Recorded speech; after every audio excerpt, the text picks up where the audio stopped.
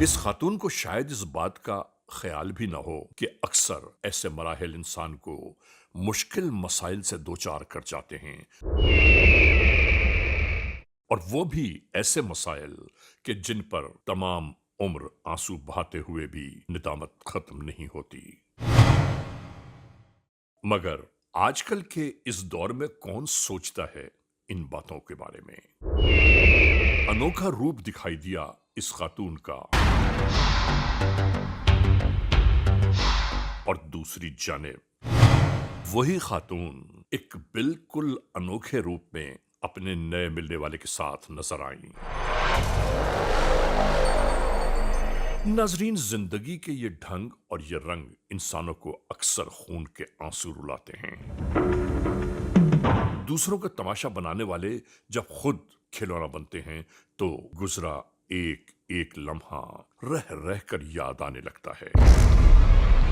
मगर ऐसे लोग शायद किसी और राह गुजर के मुसाफिर होते हैं। इन्हें न वक्त की अहमियत का अंदाजा होता है और न ही किसी की नेकी और भलाई का। हमें मोहतात रहना चाहिए कि अचानक ही वक्त के मिजाज में कब कहां किस तरह तब्दीली रूनुमा हो जाए। और याद रखिए, वक्त के मिजाज की तब्दीली जहर कातिल बन जाती है।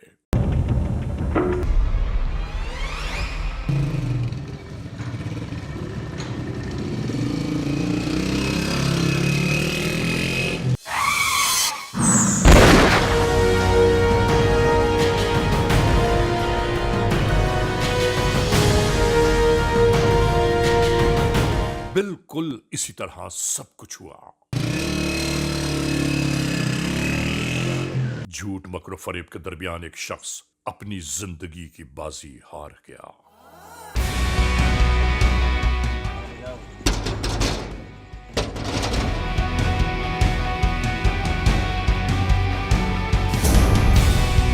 इस खातून के घर पर पहुंचने के बाद कानून के एहलकारों ने इनसे बासपुर्स शुरू की। बड़ा मोबाइल क्या है इसका? बड़ा मोबाइल कहाँ है आपका?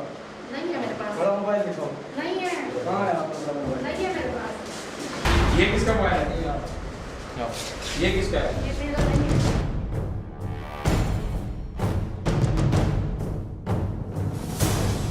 यही तो मोबाइल है जो सीडीआर में आ रहा है। झूठ बोलती हो? मैंने तो कुछ नहीं किया सर।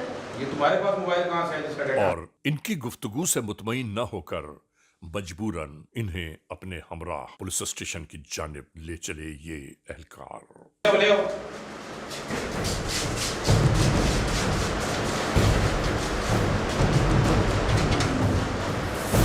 क्या नाम है तुम्हारा?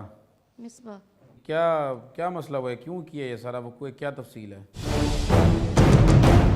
इनसे बार बार यही बासपुर्स की जा रही थी कि कत्ल होने वाले शख्स से आपका ताल्लुक क्या है, जिसके लिए ये मुस्तकिल इनकार करती रही। और आखिरकार एक लम्हा वो आ गया कि जब इन्होंने बयान करना शुरू कर दिया। वसीम नाम का लड़का था, वो मुझे तंग कर रहा था, ब्लैकमेल हर टाइम, तो धमकियाँ देता था। मुझे नहीं पता क्या हुआ है उसके साथ, क्या नहीं हुआ। नहीं तो वो अगर तंग करता था, ब्लैकमेल करता था, इसका मतलब है तुम उसको मरवा दो। नहीं, मैंने तो नहीं मरवाया सर। तो ये रमज़ान कौन है जिसको तुमने बुलाया? रमज़ान ये है, इसको मैंने बताया था कि ऐसे ऐसे तंग कर रहा है मुझे। पुलिस अफसर है वो, क्या चीज़ है जो तुमने उसको बताया? तुम्हें अगर कोई ब्लैकमेल कर रहा है, सर वो तंग कर रहा है, तो तुमने कानून का सहारा लिया है? हमदर्दी के तौर पे उससे बताया था बस। किस बात की हमदर्दी? क्या रिश्तेदारी है तुम्हारी रमज़ान से? रिश्तेदारी तो कोई नहीं है सर, वो फेवर करता था, ये तंग करता था ना, इसे मना करता किस था। रिश्ते की बिना पे फेवर करता है? तुम शादीशुदा हो, तुम्हारे बच्चे हैं, फिर रमज़ान तुम्हें किस चीज़ की फेवर कर रहा है? बस हमदर्दी के तौर पे। अपनी हमदर्दी में तुमने एक जवान बच्चा मरवा दी है। सर मुझे तो नहीं पता कैसे मरा है, नहीं मरा, किसने मारा है। रमज़ान ने मारा है तो मुझे नहीं पता सर इस तो बात मुझे ये बताओ कि वो तुम्हें अगर ब्लैकमेल कर रहा है, तंग कर रहा है, का। जी तुमने कानून का सहारा लिया? नहीं सर। क्यों? तुमने अपना ही कानून बना लिया है, अपनी अदालत बना ली, अपना ही थाना, अपनी कचहरी बना के खुद ही फैसले कर दिए। तुम्हें अंदाज़ा है कि तुमने कितना बड़ा ये घटिया हरकत की है तुमने ये? जी क्यों मरवाया तुमने उसको? सर मैंने तो नहीं मरवाया ना। मैंने मरवाया फिर उसको? सर मुझे नहीं पता वो कैसे मरा है। वो रमज़ान के हाथों मरा है, तो रमज़ान को किसने बुलाया था वहाँ पे? मैं तुम्हें सारी स्टोरी बताऊं कि किस तरह से तुमने मरवाया है? बेवकूफ़ समझ रही हो तुम पुलिस को? पिज़्ज़ा लेने के बहाने तुमने उसको बुलाया, वो जब आया वो इधर से रमज़ान ने आकर उसके साथ हाथापाई की है, उस दौरान में उसको मोबाइल छीना और फायर मार दी है, और उस दौरान तुम उसके साथ कॉल पे भी बात करी थी, फिर आगे झूठ बोल दी कि तुम्हें पता नहीं है। तुम्हारे पास से 2 मोबाइल बरामद हुए हैं, एक से तुम मरने वाले से बात करी थी, दूसरे से तुम जो है वो रमज़ान से बात करी थी। जो मरने वाला है वो भी तुम्हारा जानने वाला, वो तुम्हें तंग भी करता था, और जो मारने वाला है वो भी तुम्हारा जानने वाला, तुमने बुलाया भी है। फिर तुम कैसे कह सकती कि तुमने नहीं मरवाई है, तुम्हें नहीं पता उसने मार दी है? नाजरीन, यहाँ मौजूद हर एहलकार हैरान और परेशान रह गया उस वक्त कि जब खातून ने इस दास्तान का एक और अहवाल बयान करना शुरू किया। तुम क्या समझ रही हो कि तुम 2-4 माह में बाहर आ जाओगी? ये कत्ल है, सारी ज़िंदगी जेल में गुजारोगी तुम। गलती होगी सर मुझसे। तुम्हारी गलती तस्लीम करने से क्या उनका जवान बेटा वापस आ जाएगा? सर मुझे माफ़ कर मुझसे दें। माफ़ी मत मांगो, अल्लाह की ज़ात से माफ़ी मांगो। वो भी मांग रही हूँ। मांग रही होती ना तो आज शर्मिंदगी होती, आंख में आंसू होते। जाओ भी जाओ।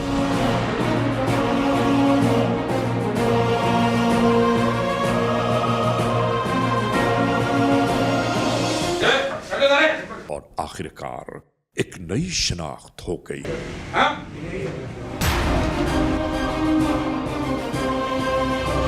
क्या नाम है तुम्हारा?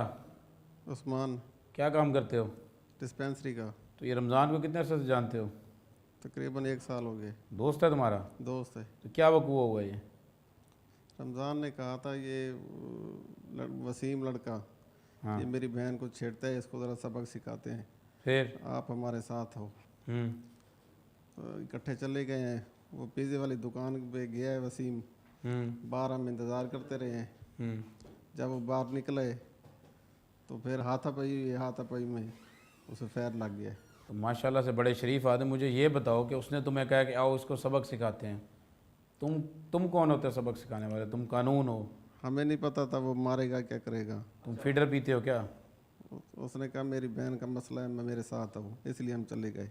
रमज़ान के साथ जब तुम बैठे थे, तुम्हारे पे जब पुलिस ने रेड किया, तुमने पुलिस पे जब फायरिंग की है, तब भी उसने तुम्हें बुलाया था जो फायरिंग कर रहे थे तुम? तब क्या हुआ था? तब क्यों फायर कर रहे थे?